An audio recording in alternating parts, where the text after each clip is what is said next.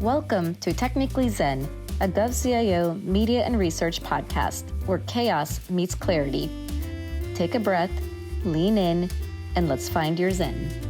So we have a very special guest today on our show. Her name is Dr. Jennifer Posa, who I found on LinkedIn, and I was just admiring everything that she stands for and everything that she has accomplished throughout her life and her career. And I thought to myself, I have to get her on this podcast because I know you all are going to love everything that she stands for and that she promotes.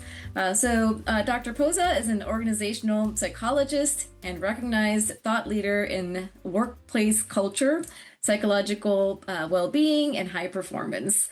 With leadership experience at the CIA, Johnson & Johnson, and Mayo Clinic, she has helped organizations build evidence-based strategies that enhance workforce well-being, resilience, and organizational performance. So I am really excited to have Dr. Posa here today. Welcome, Dr. Posa. Oh, it's so good to be here. Thank you for having me, JoJo. Awesome. So let's just jump right in. So Dr. Posa, you have made history, I believe, as the CIA's first Chief Wellbeing Officer. That's a role that many organizations have never really considered, in my opinion. So can you tell our audience about your journey and what led you to this groundbreaking opportunity? Sure. And I will just start out to say that it was absolutely a privilege and an honor to serve in that capacity as the first Chief Wellbeing Officer at the agency. I started my career, JoJo, as an undergraduate student as a psychology major, and really actually thought I was going to be a clinical psychologist. Ended up stepping out into the work world for a few different reasons before, if you will, committing to that path, and realized that my interest was really in the area of health and well-being and then organizational psychology, because I was fascinated with the behavior of individuals on work teams and within organizations. And I'm also very committed to mission performance, what they call in the private sector business performance. So it was this unique combination of all of my interests coming together in my early 20s that I realized. And so I now am a practicing organizational psychologist. And that's what led me to, serving in this capacity.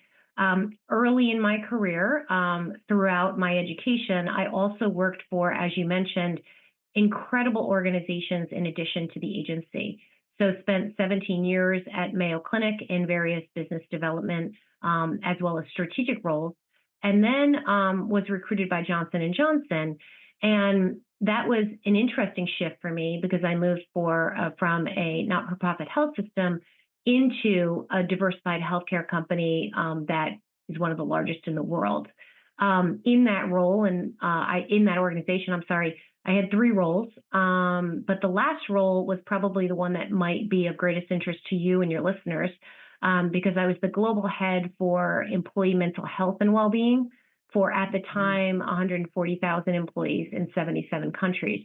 At that point in my career, I had really been taking, as you said, evidence-based strategies and operationalizing them to ensure that we could support the mental health and well-being of our employees to perform at peak levels. COVID hit during that time. It was very, very challenging. And then at the tail end, although I'm not sure that we ever definitively say this was the end of COVID, the agency called and really, was interested in someone taking on this, congressionally mandated position, building an office to support the CWO and the strategy we created, and executing that strategy for officers and their families. And for me, it was an opportunity of a lifetime. It was going to enable me to take everything I had learned in not only my previous organizations, but throughout my career, and really build a program that I felt was and I really actually need to correct my wording. It wasn't building a program. It was actually building multiple programs, which really essentially is a strategy for the agency to execute. And that's probably one of the myths that exist out there, which is, having a wellness program versus having a well-being strategy. So we built, my team and I, a well-being strategy, executed that strategy, and it was really an incredible opportunity to not only do the work, but also serve alongside a workforce that I have the utmost respect for and continue to be grateful for protecting our freedom and making sure our national security agenda gets followed through on. No, that is really fascinating. I am really thrilled to see organizations factor in well-being, not just factor in, but create that culture of promoting people's mental health and well-being, because you really don't see that too often. I know COVID changed a lot of things for the world, and some organizations like this, like the CIA and Johnson and Johnson and the Mayo Clinic are really out there in the forefront, leading the charge on these. Whereas other organizations are, might be a little slower to get there. But I'm really excited that people like you and organizations like this are really starting to understand that if we don't really factor in the mental, the emotional, to include the physical health of our health and well-being of their employees, like we're really not going to get to the goals that we want to achieve for the organization in a healthy format, especially with the AI and everything else that's coming down the pipeline.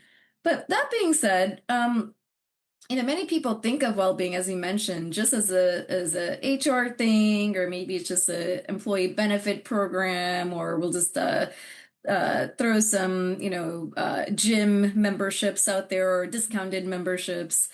And you mentioned the CIA was really wanting to take care of their people.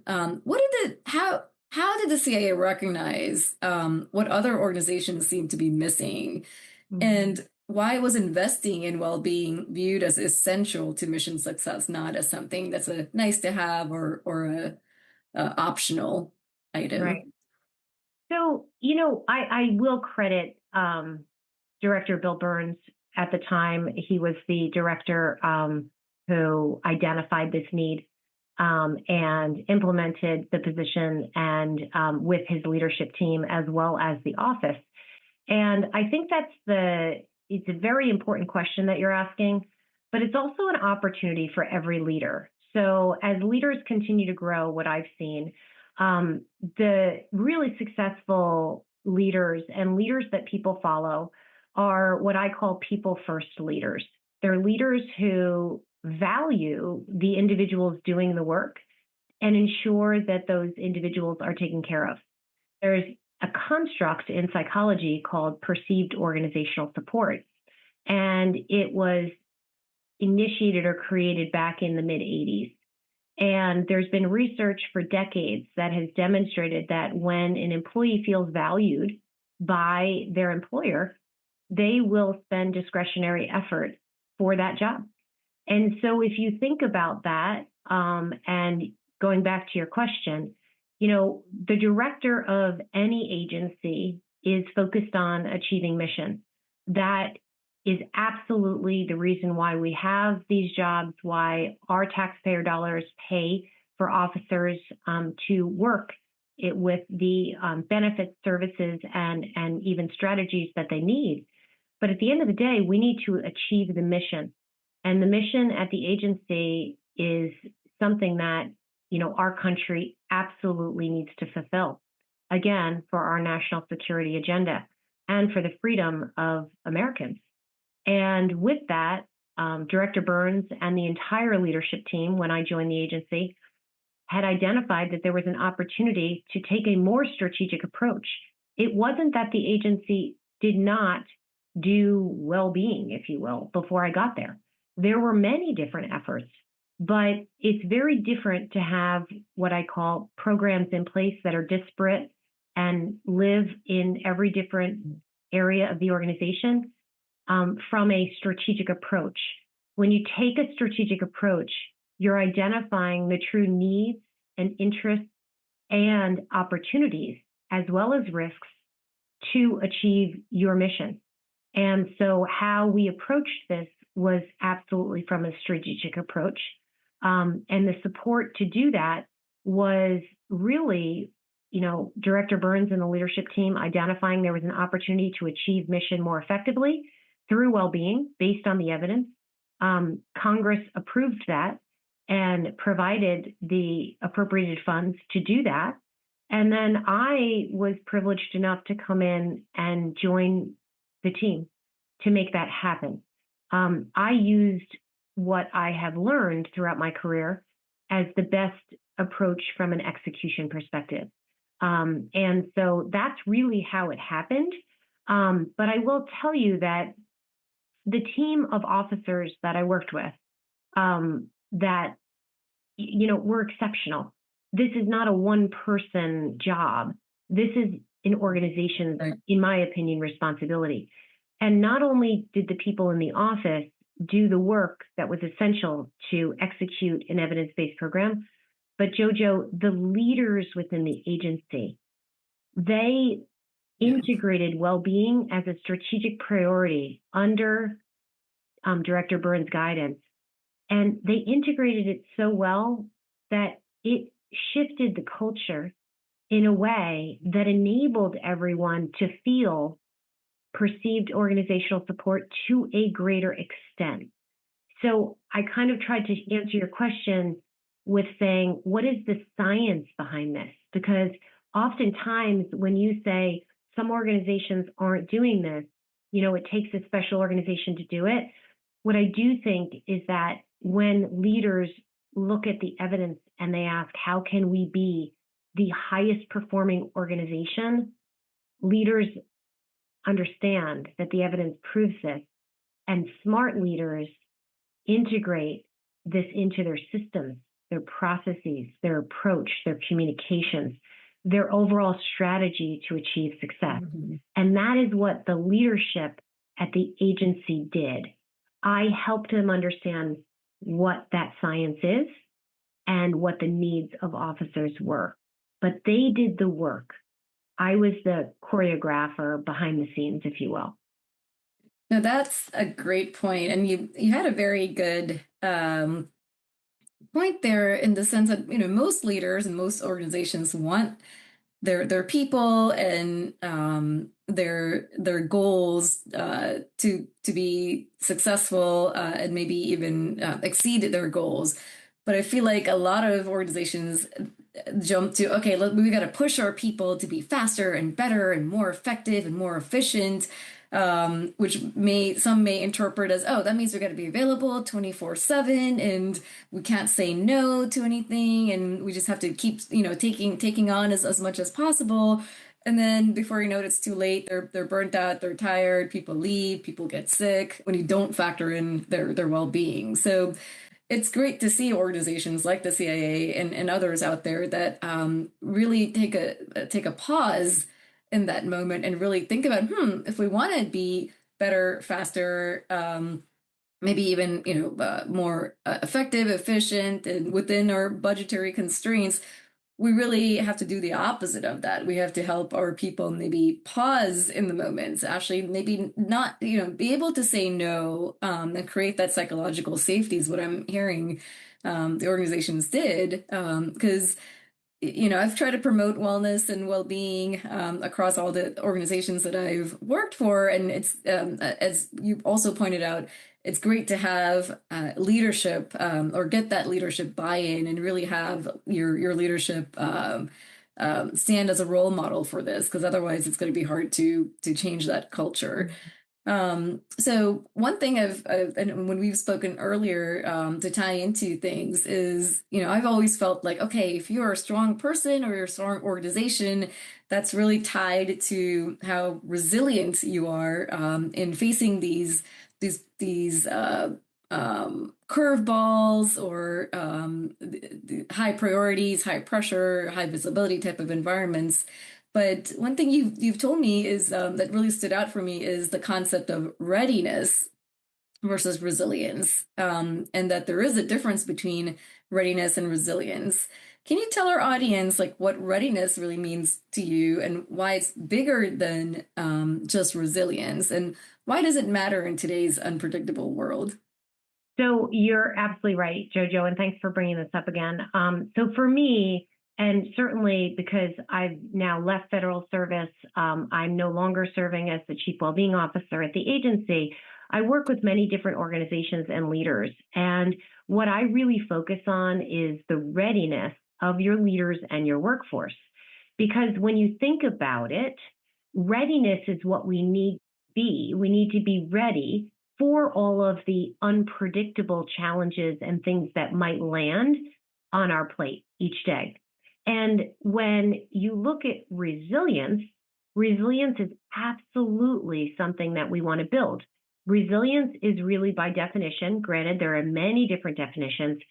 Oftentimes, what you hear people say is, well, if I'm resilient, I have the ability to bounce back.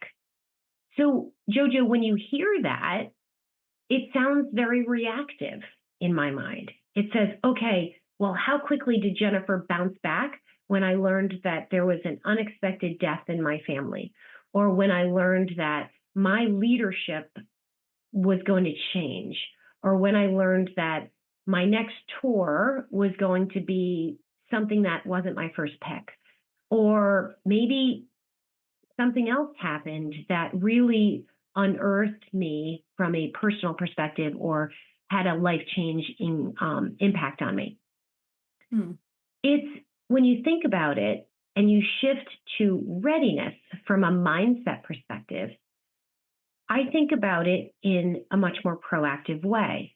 When we think about readiness, it's about being able to be prepared for the unpredictable, not preparation and planning, which is what you should always be doing if you know a change is happening. But what happens when you don't know that the change is happening, when you don't know the event's happening? We want to improve JoJo's ability to be ready for anything that might happen. So think about this from a high-performing organization perspective. We want to make sure that clinicians at Johnson & Johnson who are building new vaccines or therapies can show up every day and be ready for market changes, maybe a clinical trial outcome that didn't result in the way that they had anticipated, a shift in leadership team or resourcing investment because of all sorts of reasons, all those environmental factors. And what I've learned over my 30 years working within high-performing organizations is that there are different elements that define your readiness. And I'll share this with you in the most descriptive way that I can. So, first element that I noticed that enables us to perform at high levels and be ready is knowing our individual purpose. There's a tremendous amount of research on this, but when JoJo knows her purpose in life and your purpose at your job, you will perform at a higher level and you will be ready because you'll always be able to go back to that sense of purpose to say, why am I here and why am I doing this job? If you don't have that, in many senses, you don't have your North Star. You don't have that to go back to when times get rough, when the ground starts shaking, right? The second element is security. And we see this, and this is where I will thank all of the HR professionals and strategists out there working within organizations, because security is around what does the employer do for you to make sure that JoJo has that level of security in benefits, resources, services, but also, you mentioned this before, psychological safety. That's a sense of security that's psychological, but not a tangible benefit. So it's that combination of security along with purpose. The third area that I see is strength. And that's actually where resilience comes into play. So we're not actually saying readiness and not resilience. We're saying resilience in terms of strengths and skills. And I've been fortunate to work with multiple leaders in the learning and development space in my roles across my organizations, where we're building and adapting to the needs of the workforce and the needs of the jobs. So you might be in one job as, let's say, an analyst. That job looks very different than someone who's doing operations, than someone that's doing sales, right? So each one of those jobs require what I'll call and what the agency called tradecraft skills. But what I'm speaking about is performance tradecraft. So that could be, like you just mentioned, breathing. It could be ways to reduce our stress levels and ensure that our anxiety levels are staying at, manage our anxiety levels when things happen and the ground starts to shake. So from a strength perspective, we want to build a learning and development curriculum and ensure that from the minute someone is joining an organization to when they're leaving, we're empowering them with the skills they need to perform at their highest levels. But these are performance and well-being science skills, even psychology skills, right? Like agility, adaptability, relational intelligence, things like that. Then the last area is what I would define as culture. And this is the bigger part that takes many people to work at. And what I saw in all of the high-performing organizations I worked in is that within their cultures, they have a bias for action. So they are all looking to lean into the action and lean into the change, not pull away from it. The second is optimism. They believe inherently that they are going to succeed. That's why they're there. It goes back to their purpose, and they're optimistic to achieve that business goal. And then the third is generosity of spirit. And you probably see this every day, especially if you're on a really good team. People around you are generous with their time, their mental capacity, their support of you. Think about in COVID, who reached out to JoJo? Who did you reach out to make sure that you could support? That generosity of spirit combined with bias for action and optimism creates a culture that enables us to actually take all of those other strengths and be ready. If we don't have those, we're not ready. So think about it from a perspective of resilience is part of readiness, but it's not all of it. And as leaders, we can look at readiness to say, how can I make sure that my team is more ready and I'm more ready as a leader to lead? And I do think that's where the really, really important work begins and can continue to be executed to improve. It's a journey. It's not an endpoint. It's a journey to continue to iterate on what JoJo needs to be ready. And what, JoJo, you might have needed to be ready when you were at 22 or 3, which I don't believe you are anymore, is different than where you are now. And for me, that's absolutely the case. What I needed when I was 20, 22, 24, 25, where I have 2 daughters that are in their 20s, early 20s, and what I need now, which is later in my career, my children are older, I'm caring for, an elderly parent who's at her end of life, such different things to be ready to perform every day. Wow. Wow. There was so much there. We need to have you back and just really go into each of these concepts. I have so many questions in my mind. I'm like, okay, but we only have a limited amount of time, but I would love to have you back and go deeper into each of these. For example, when you mentioned purpose, and I'm a true believer of that. When you find your purpose, then everything kind of makes sense. It also has helped me learn to say no to certain things, because before I'm like, oh yeah, sure, I'll be on that board. Oh yeah, sure, I'll write these articles. Oh sure, I'll join your organization and help with whatever.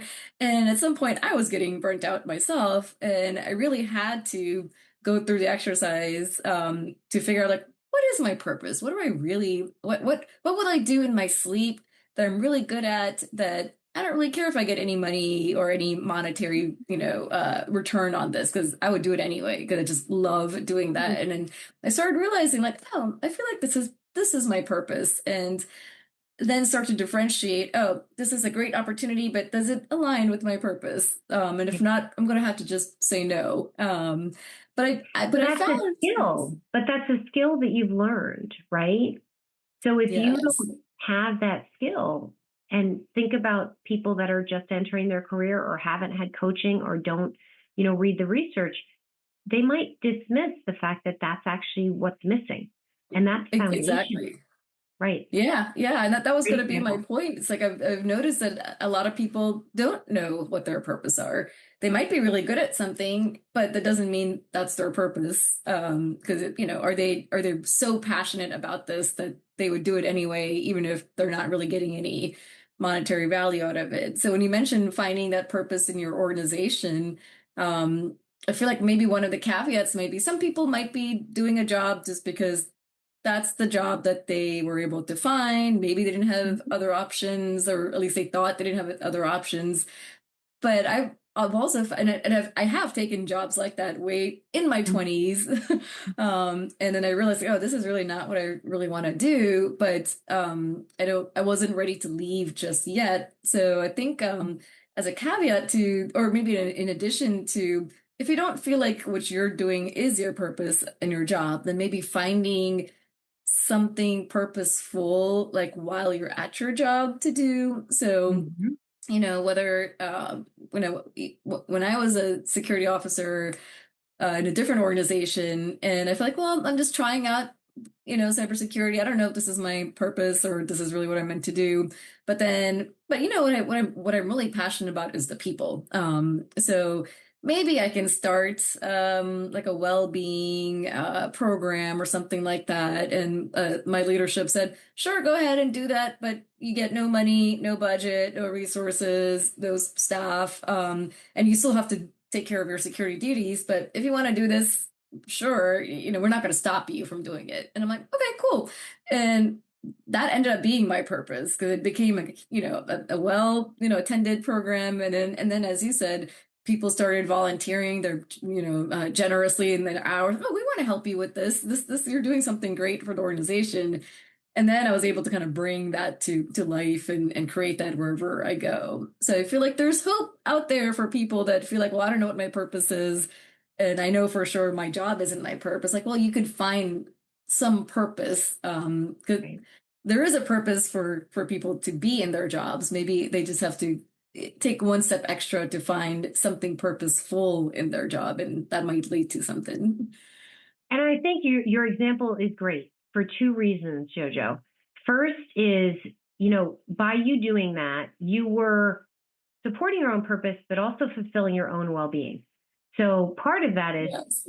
social, emotional, mental, physical, financial. So there's all different reasons, but understanding that your well-being helps you perform at a higher level and helps you be more fulfilled is, an incredible benefit of what you did. The people that gravitated towards it ended up improving not only their own well-being, but likely their business performance as well, or mission performance. And then hopefully your leadership, and it sounds as though they did, they started noticing something. But what I think is oftentimes words that people, or maybe the science that people aren't thinking about, is that relational opportunity you were giving individuals at work to connect with one another at a personal level. And that is actually incredibly important, because our sense of connection, Vivek Murthy, who was our previous Surgeon General, he talked a lot about connection and making sure that we do not risk additional loneliness factors, right? So there are so many health and well-being benefits of what you just described that once leaders, I have found, understand the science behind well-being and psychology in the workplace, they all just want to quickly integrate it into their strategies, but it has to be measurable. And that is difficult, but it is possible. And then the last part I would tell you about your story is what you explained, where there wasn't resourcing, there wasn't budgeting, it was really kind of a grassroots effort. Most organizations start there, but then very strong leaders end up implementing strategies. Sometimes that leader is your chief human resource officer in the private sector. Other times it's the president or the director of an organization. So it really, for me, it doesn't matter how it happens. It just is that it eventually happens. So it's not about the title. It's not about, what we call it. And you don't even need that many more resources. It's really about integration into learning and development and the cultural elements that drive performance. So it could very well be shaping leadership development programs to optimize well-being. And that is really just shifting your leadership development programs. So there's all different ways to do it without what people would say big line items and budget items. At the agency, what I really was very proud of was the organization's commitment to this. And they actually created a preventive health officer role. And that role was the role of doing the work that you're describing at every level of the strategy. So, and that to me, I mean, incredibly impressive, because I don't see a lot of organizations having preventive health officer or like roles.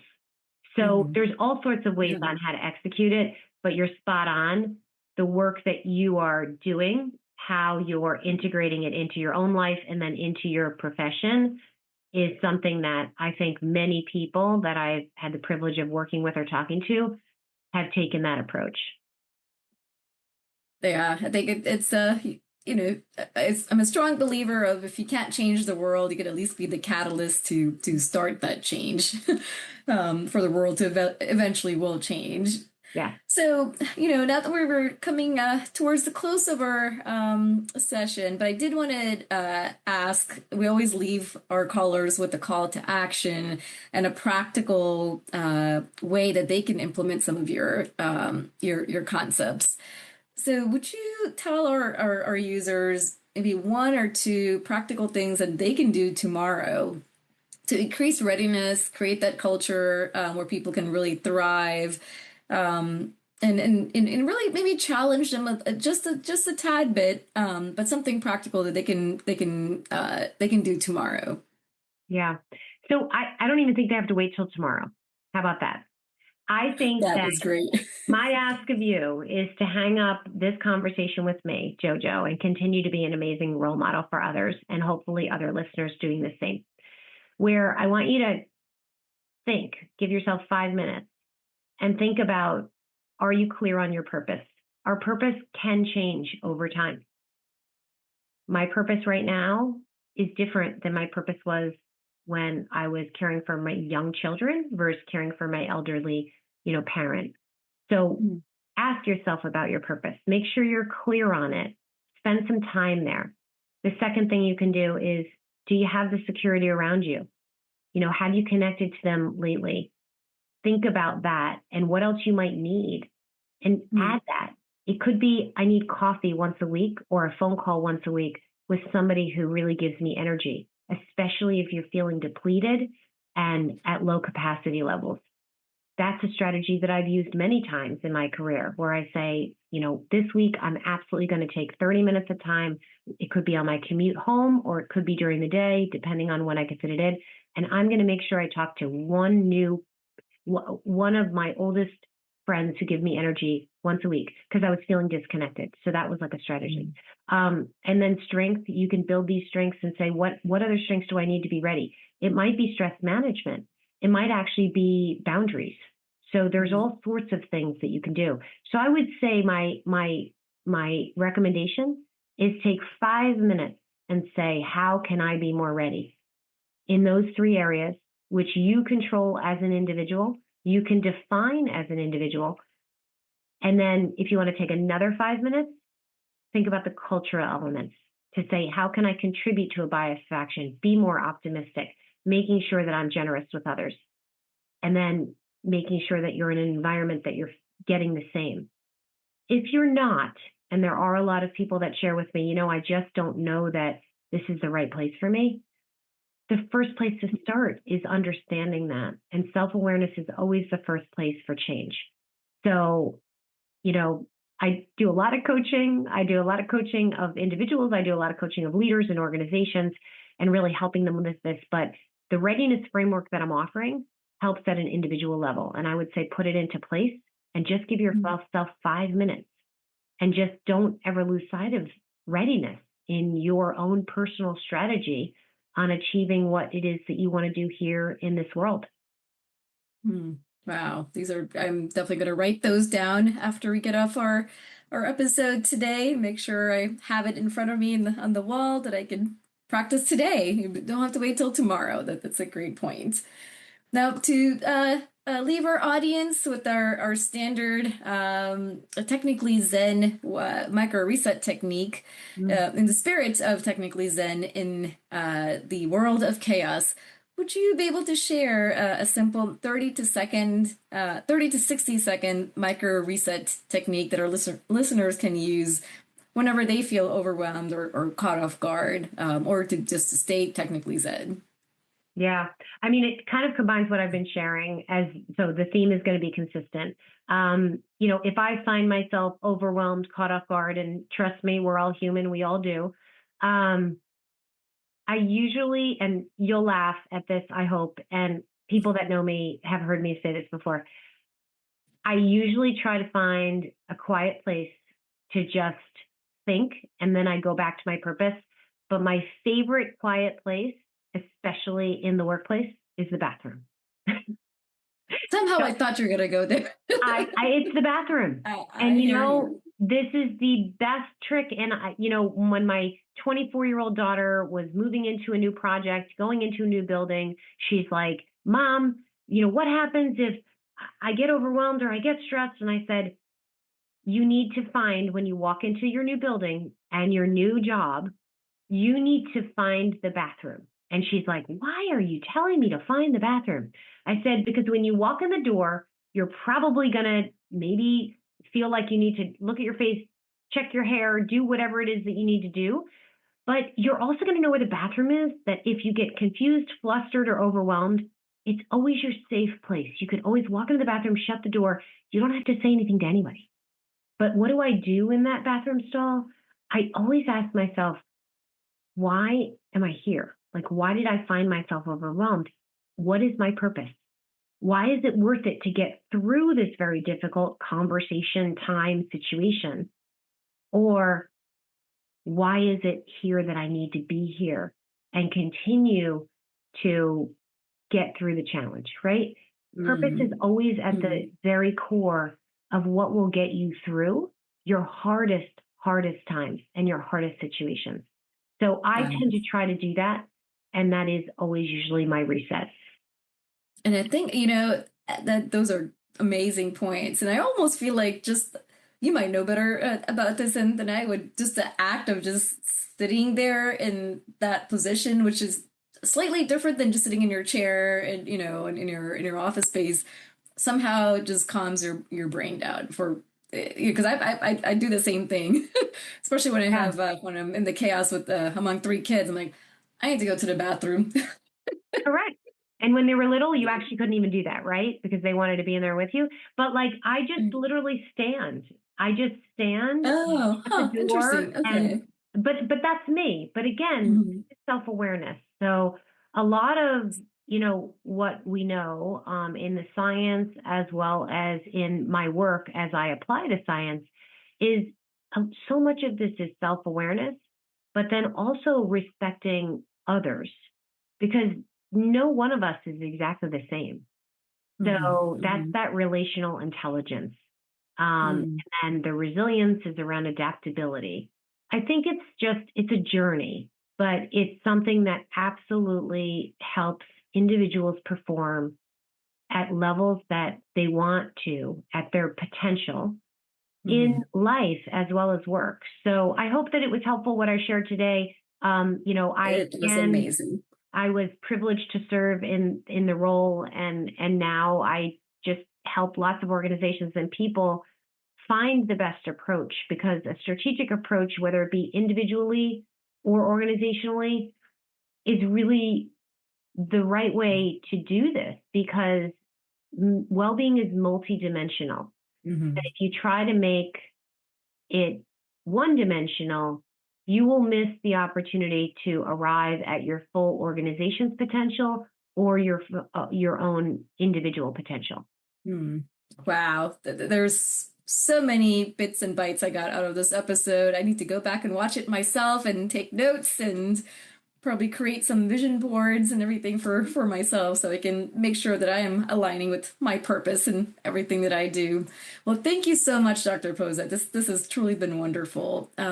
Would you be able to leave the listeners with where they can find you, your website or LinkedIn information, or anything that you'd like to put out there for our users? Yeah, so I'm absolutely on LinkedIn, and I really post regularly because I feel like it helps me touch more people. and share more thoughts and if you will, influence and serve as a catalyst like yourself, Jojo. I'm also, my website is www.drjenniferposa.com. And I am happy to have anyone reach out because I really enjoy supporting anyone who is trying to improve our work design, how we work together, and how we support one another as we continue to be challenged by AI and environmental changes and all sorts of things that happen in our lives. Amazing. Thank you so much for being on the podcast today. We look forward to hopefully another episode where we can go deeper into all the concepts that you talked about. But thank you so much. It was a pleasure. Have a great day. Technically Zen is a GovCIO media and research podcast hosted by me, Jojo D, a technology and cyber executive, author, coach, wellness expert, dance director, and mom of 3, exploring the human side of technology, leadership, and wellness in an increasingly complex world. To explore my books, coaching, speaking, and advisory work, please visit jyotidugar.com. For more episodes, please visit govciomedia.com. And remember, there is wisdom in the chaos. Let the chaos teach you. Lead with presence. And until next time, stay technically Zen.